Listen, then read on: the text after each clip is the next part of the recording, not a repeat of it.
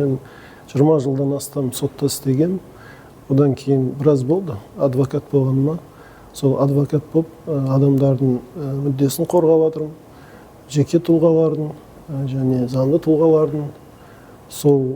Мен сол салада жүріп, осы судья болуға келу мақсатым, ол оңай емес. Судья болу, оның артында үлкен жауапкершілік тұр. Әр адам тағдырын шешу ол оңай нәрсе емес.